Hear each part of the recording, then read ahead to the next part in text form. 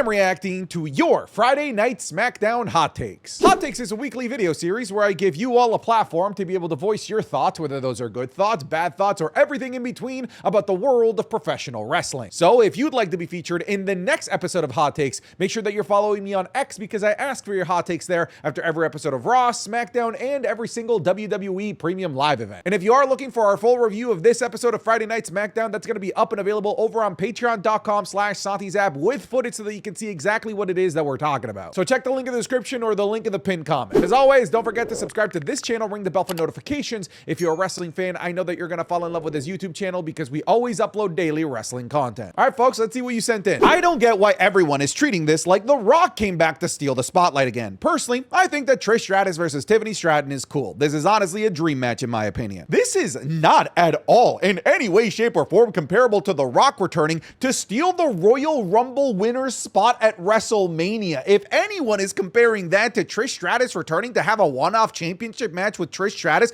at a BPLE in the middle of July, they are insane. Listen, yes, this is absolutely a dream match. However, there are definitely things to critique here, primarily the fact that this match, which is a dream match, is getting a week and 2 days worth of build. This is neither Tiffany Stratton or Trish Stratus's fault. This is WWE's jumbled scheduling that has forced this. And it's a shame because this didn't really need to get rushed the way that it did because there was already a little bit of history between Tiffany Stratton and Trish Stratus dating back to Money in the Bank in Toronto and of course their tag match at Elimination Chamber. They could have put a couple of extra weeks worth of effort to make this not feel like such a one-off exhibition match that we know for a fact that Tiffany Stratton is going to win. But to compare this to The Rock returning to steal Cody Rhodes' Royal Rumble victory to main event WrestleMania, that is borderline just stupid. Casually, Fraxiom versus Andrade and Rey Fenix cooking a match of the year contender for free. They really need to give Andrade and Rey Fenix more time to shine. I think that this is where the healthiness of the tag team division comes in because it gives people like Andrade and Rey Fenix somewhere to slot in, somewhere to do something when their singles runs are running stagnant or they have nothing creative for them. Because when you have that healthy of a tag team division, you can just pool a bunch of guys together and say, hey, go out there and have a banger of the match that people are going to be talking about for the rest of the week. And that's what gives Andrade and Rey Fenix the opportunity to stay top of mind in an era where right now their singles runs didn't really materialize to anything. I think it was brilliant to add them to the tag team division. I know that there is an enclave of people saying that they should have been added to the Raw tag team division, but hey, the Raw tag team division is so dead that if you had sent Andrade and Rey Fenix over there, they probably just would have died alongside that dead division anyway. By the way, I'm so glad that the tag team division is still flourishing even under this 2-hour format because they had 3 segments, 2 matches for the tag team division and a backstage segment. That is so great to see. It's nice to see Trish Stratus again, but do WWE forget that there are other legends? It's not like we haven't heard women speaking out saying that they'd want to come back. Tiff and Io just handing out title opportunities to whoever just shows how little effort went into booking Evolution. Well, I can't really comment on the ins and outs of what legends want to come back to have matches, etc., what contracts have been agreed to, yada, yada, yada. But I can comment on what you said there at the very end, you know, the little effort when it came to booking Evolution, because that's just fundamentally true. Right now, as of the making of this video, there are 6 matches that have been announced for this show, and only one of them had more than 2 weeks worth of like build and announcement. And that was the match from NXT. All of the main roster matches were announced on this past episode of Raw or this episode of Smackdown. And the ones announced for this episode of Smackdown literally only have a week and 2 days to get built from that episode. So yeah, WWE has done a very poor job of building the show. However, I feel like when I look at the card, I think the show is going to be a banger from an in-ring perspective and that we're going to have really entertaining matches. But from the onset, I said this in a video a while ago that this hectic schedule was going to hurt Evolution and people said, just let Papa H cook. Here we are. Like, it is just undoubtedly true that this show has been hurt and has very little in terms of raw emotion and excitement going into it because of the 2-week gap between PLEs and the fact that it's jumbled in a weekend full of so many different things in the world of wrestling. But it does go to show how deep the women's division is in that they can put together a women's PLE in such a short amount of time. Just think of what they could have done with a solid 4-week build. Things could have been so much better, but I still still know that the women are going to steal the show that weekend in terms of like what WWE produces across the 3 shows they've got on that weekend. And when it comes to Trish Stratus, I get it. There's other legends. However, Tiffany Stratton has a history with Trish Stratus, so I at the very minimum like that there's that between them. I would have liked Trish, challenging Tiffy as opposed to Tiffy wanting to face Trish Stratus, but that's just a nuance thing that I personally would have preferred. It doesn't really fundamentally change anything. With Andrade and Rey Fenix getting wins over Fraxiom, you should send Fraxiom to Raw. The Raw tag team division needs life. Yes, I know, storylines too, but the only face tag team that you've got is the Boar Raiders. Fraxiom brings a new face and banger matches. Storylines on Raw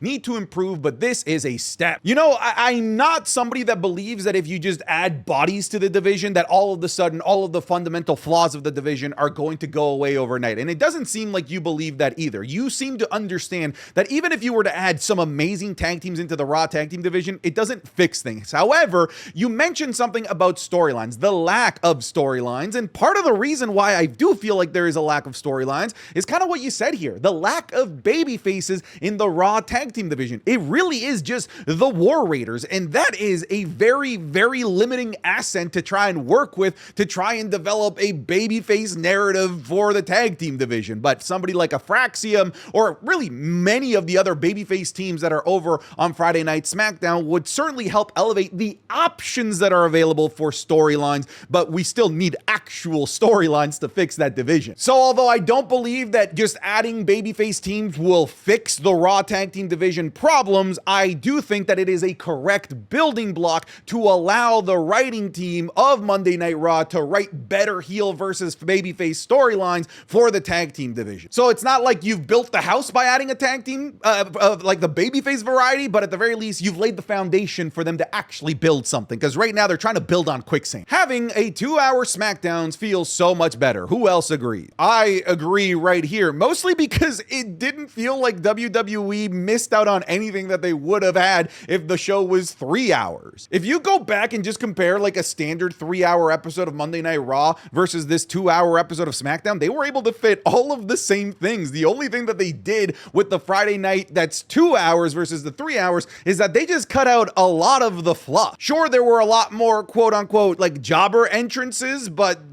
at the end of the day, those entrances aren't the most important thing to, for us to consume. But they hit on everything. They got the tag team division in there, the main event scene. Giulia got a vignette. We had the US title scene. Like all of the divisions got hit on, including the women's main event scene. I genuinely think had they made this episode of SmackDown 3 hours, it would have been the same thing, just extended artificially by adding other random garbage like the yin and yang promo for the 17th time between CM Punk and John Cena. So I, for one, am happy that 2-hour SmackDown is back, because it is clear that we haven't lost anything with the lost hour, which is kind of crazy to say, honestly, when you think about it. I understand that we're getting Jacob and Solo again, but I didn't like Solo eating the pin, especially in his first match after winning the US title. You know what? I actually agree with you. If you go to my Instagram or any of the other platforms where I post reaction videos, I was completely caught off guard by Solo Sakoa losing and taking the pin. I feel like you had JC Mateo right there to eat the pin so that we can protect our beloved United States champion Solo Sakoa while still continuing to build Jacob Fatu to be the guy to take that title off of Solo Sakoa at some point. But yeah, I'm not gonna lie, that did catch me off guard. Solo Sikoa's very first appearance since winning the US title, he's already getting fed to Jacob Fatu, which I feel is unnecessary, because I feel like the end goal of this is to feed him to Jacob Fatu. So why are we feeding him to Jacob already when we know it's going to happen somewhere else down the line for something bigger? Also, Solo, what's the point of having the numbers game if you're not going to use it, brother, to win matches? Come on, man, let's go. Be a better leader of this family tree or the MFT or the NFT, whatever crypto you're trying to peddle. I don't know what the name of this faction is. I blame the Wyatts for ruining the Fraxiom push. And how does Rowan getting a pin in an 8-man equal a title match for Gacy and Loomis? I mean, I don't blame anybody for Fraxiom not winning the titles. This is a decision that was made by the writing staff, not because just the Wyatts are there. However, it is kind of silly. I do kind of agree with you. Why does Rowan getting the pin on the tag team division all of a sudden mean a tag team opportunity for Gacy and Loomis? That is something to point out. Unless they are planning on maybe doing a freebird rule if the Wyatts were to win the tag titles, then maybe perhaps. But right now it's been pretty clear that Rowan is is not part of the tag team ecosystem for the Wyatt Six. That is Loomis and Joe Gacy. Damn! Dude, this match is crazy. Oh my, dude, we are 2 minutes in. Water veins tied to his neck. You are gonna die.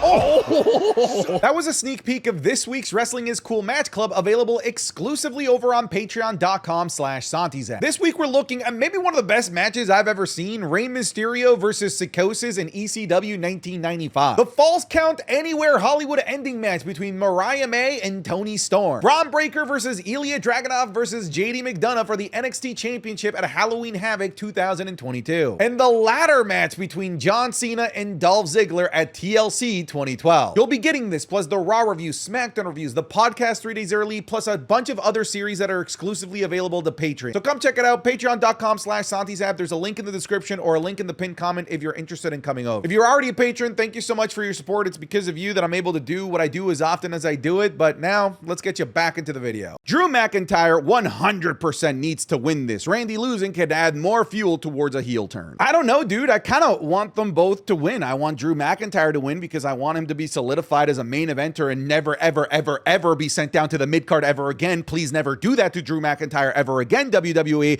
But I also want Randy to win because it's Randy Orton, and he seems to lose every single freaking PLE or major match that he has ever since coming back from his back injury. On top of that, if I really want Randy Orton to be added to the triple threat match, which I feel like it's still at the very least on the table as a possibility, then he should probably be winning here. So I feel like I'm in a bit of a rock and a hard place type of situation because I want them both to win. So let me just pull out from my back pocket, the good old trusty 2019 disqualification finish. Yeah, it's probably going to be that. Let's just be honest. I think they both need it. I genuinely don't think that either of them can afford a loss, but I get what you're saying. It does fuel the Randy Orton heel turn, but a loss that close to SummerSlam just makes it harder for him to get into that triple threat match that I want. I'm being selfish. I get it. I know I'm being selfish. Charlotte Flair and Alexa Bliss as a tag team is creative and can work in many ways. I am thrilled to see them progress together. It was unexpected, but works. Well, we are back once again, ladies and gentlemen, with another episode of the internet wrestling community not entirely despising everything that Charlotte Flair does or touches. We've said this before, right? Like, it didn't take a nuclear scientist to figure out that all you had to do was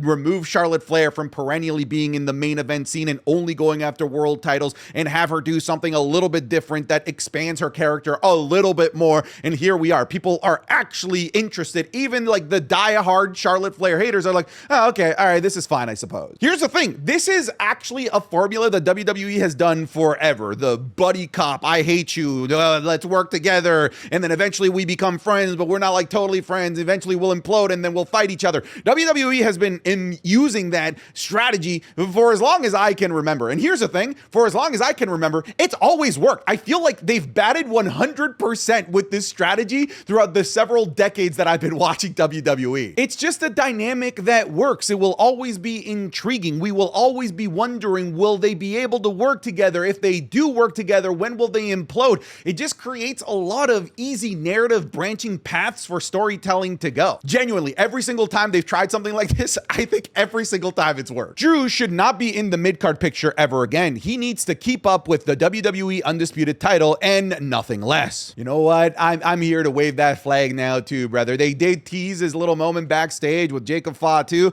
but I'm good. I'm good. Just have him be in the main event scene. That's exactly where Drew McIntyre belongs, whether it's main event programs like he had with CM Punk that weren't for the title, but were definitely main event programs, or main event programs for the title itself. That is where Drew McIntyre should make his forever home, the main event scene, and do not put him in the mid-card ever again, WWE. The Wyatt Six should beat the Street Profits next week. If the Wyatt Six had the titles, it would be a real chance for Dexter and Gacy to show what they can do as a team. Maybe they can initiate a Freebirds rule and it would bring some real fear and legitimacy to the titles. So you have to acknowledge that there is a problem with what you're saying here, right? You are saying that they need the titles to show what they can do as a tag team, but in my opinion, giving somebody the tag titles is because you've seen what they're capable of doing as a tag team and should be the face and the champion of your division. I don't want championships to become a proving ground ever. I want the championships to be for those that have already spent the time in the proving grounds and have proved that they are capable of being champions.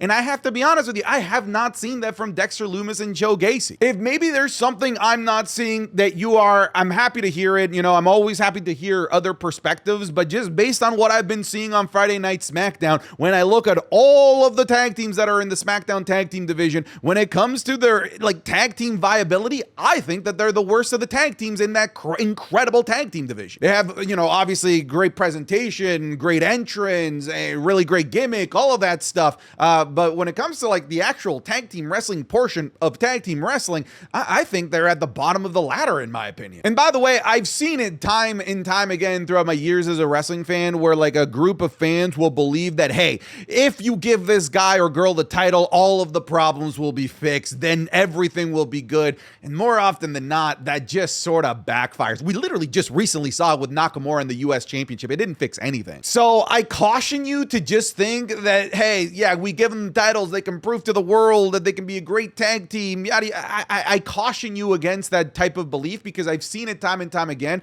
and more often than not, it just leads to disappointment amongst fans. I hate this build up to WWE Evolution because many of the matches have at least a week or two leading up to the PLE. I beg of WWE to stop having too many PLEs so close to each other because it's hurting any chance of having decent builds and generating excitement towards Evolution. Yeah, the train has definitely already left the station. I don't know if WWE will learn a lesson from this. I do see that ticket sales for Evolution as of the making of this video are rather weak. Only about 4,000 tickets sold for that venue, which holds significantly more. And I did think from the onset of when they placed this show and like in terms of how little time there was between PLEs that WWE wasn't giving this all women's PLE a chance to even swim. You guys know I'm a big believer of letting something sink or swim. If it sucks, let it drown. If it's great, at the very least, it got the opportunity to shine and the opportunity to swim. But I don't feel like Evolution has been given the chance to sink or swim. I think it's just being drowned right off the onset with the placing of this show when it's happening, the weekend, the fact that it's the Sunday when everybody's going to be tired after watching so much wrestling the day before. So yeah, I feel like WWE just put Evolution in just such a tough spot, just such an uphill battle. So I hope at the very least, maybe it won't be the financial success that TKO needs to justify bringing it back, but at the very least, I hope that it is a critical success and it ends up being a hell of a show. Santi, this match having no stipulation doesn't seem right to me. This feud needs a stipulation match, and that had to be this match at Evolution, or maybe if they announce it at Bad Blood PLE. Well, I've got some good news for you, Matt. It has a stipulation. I think you maybe missed that part of the show.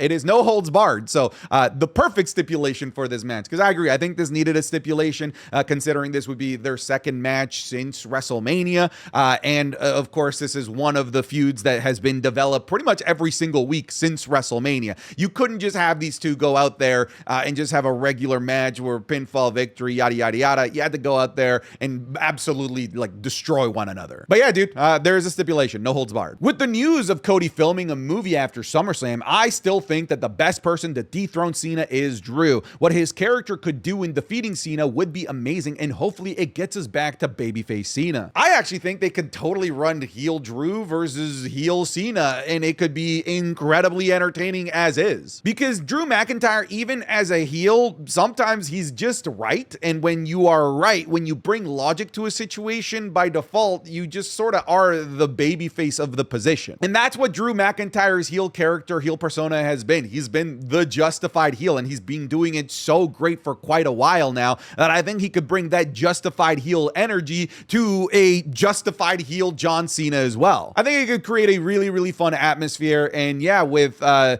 news of Cody Rhodes taking time off after SummerSlam to film Street Fighter, which by the way, he's portraying Guile, which I think is hilariously like on the nose perfect casting, considering Guile is a bleach blonde hair, spiky haired American dude that's literally Cody Rhodes. But anyways, yeah, if Cody is going to take time off, then sure, let's run Cena versus Drew McIntyre. Why not? Hey, Drew McIntyre seems to be traditionally the headliner of Clash at the Castle events. Maybe it's Drew McIntyre versus John Cena at Clash in Paris. Well, I'm glad that Naomi finally has her custom briefcase. Neither Naomi nor Jade can afford to look weak going into SummerSlam. I actually respectfully disagree here. I feel like the only one that can't afford to look weak right now is Jade Cargill. I think that Naomi, because of the briefcase specifically, she can look weak. Which, by the way, that doesn't mean that I'm justifying her looking stupid in fake cash-ins. That's different. I don't want her to look stupid, but she can look weak because the briefcase is the ultimate equalizer, which allows her to be the ultimate opportunist. Hey, let's not forget Seth Rollins, one of the greatest cash-ins of all time. He literally lost his match earlier that night, and he still came out on top, and it wasn't like that loss to Randy Orton hurt him in any way, shape, or form. So the briefcase can be used to just erase everything. Erase all of the losses, erase the losing streak that you might be on. Hell, they did an entire storyline when Daniel Bryan cashed in that he was on a losing streak until he cashed in and became World Heavyweight Champion. So I think it'll be fine if Naomi loses here. It won't be fine if Jade does, because I feel like she'll have a much harder time recovering from a loss going into her SummerSlam Championship match. So basically what I'm saying is expect Naomi to lose. I honestly don't care who the teams are from Raw and NXT. Alexa and Charlotte need to win the titles at Evolution. I'm not really sure what timeline I'm living in. I'm looking around and everything looks normal. Are we seriously living in a timeline where people are actually wanting Charlotte Flair to win any championship? What is this? Obviously, I know it's mostly because of the involvement of Alexa Bliss, but hey, again, just goes to show how just a small little pivot can just change the perspective of how so many fans perceive a wrestler. I've always been a fan of Charlotte Flair, big fan of Charlotte Flair, but even as a fan of Charlotte Flair, I can acknowledge the complaints that people had about her, of her being perennially in the main event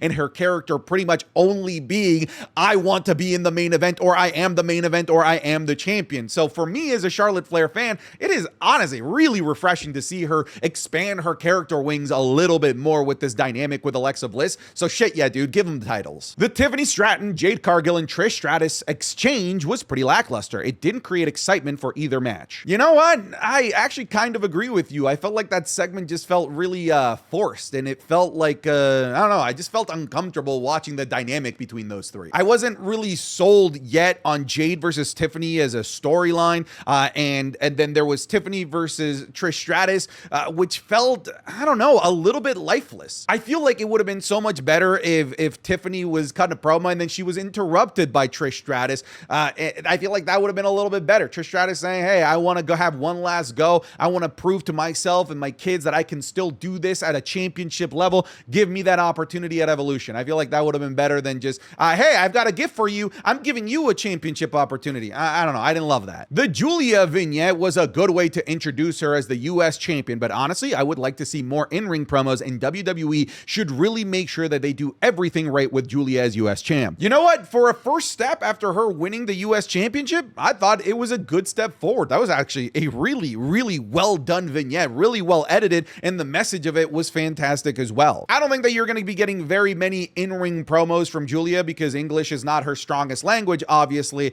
So if WWE can mask those weaknesses with good vignettes like this, because it was a good one, then I'm okay with that. The problem is that they had excellent vignettes with somebody like Shinsuke Nakamura, and they were doing that for the same reason. They just didn't execute off the back of the great vignettes and hype packages. And that is what I want out of Giulia. I want them to actually develop things, develop matches, develop storylines, have her beat down people backstage, beat down people after matches, whatever it might be. Let's just not forget about our US champion. I want to be optimistic because I'm sure we're all kind of seeing the air in the room. It kind of feels like a little bit of a reset for that division, and I feel like Giulia is a great blank canvas to restart this division with. And before anybody says, see, this is what happens when you only have a 2-hour SmackDown, they would have had a match. No, they wouldn't. In a 3-hour SmackDown, they would have done this exact same thing, I promise you. Why is Drew McIntyre fighting Randy Orton? Don't get me wrong, the match will be a banger. I can't wait to watch it live, but it came from nowhere and the promo made no sense. They could have found a better way to bring Drew back. I don't know, man. I don't think that there's much better ways to get brought back than with a segment with the face of the company, Cody Rhodes, and one of the biggest legends of the industry, Randy Orton, and then subsequently getting a match at a major show with that major legend of the industry, Randy Orton. Don't get me wrong. I totally get what you're saying, but again, we kind of go back to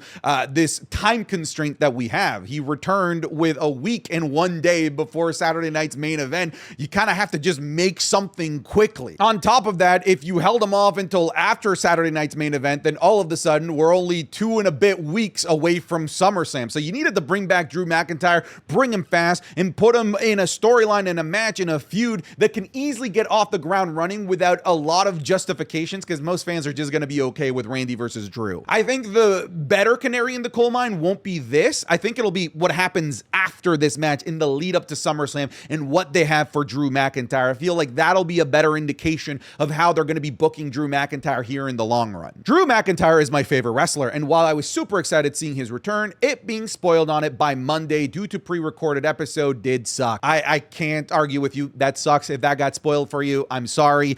It didn't get spoiled for me because I knew the episode was pre-recorded, so I had complete blinders on. I didn't open Twitter unless I absolutely needed to for something work-related to make sure that this didn't get spoiled for me. I can't really offer any positive words in your position here. All I can say is in the future, just do your best to stay off of social media because, yeah, much of this episode was spoiled for pretty much a huge portion of the internet fan base, which obviously many of you fall into. I know that's easier said than done in 2025 when basically even toilets at this point are connected to Wi-Fi, so it's hard to ask you to not, connect yourself to the internet for a few days, but it's the only way. The Secret Hervis are holding back Chelsea Green. She's so talented, and I think Alba and Piper are good too, but all they do is lose. They are no threat in any way. I think Chelsea Green is amazing with everything and deserves better. Yeah, obviously, like, Chelsea Green is like elite at the role that she plays, but I don't think that this makes Chelsea Green look weak because her henchwomen are losing,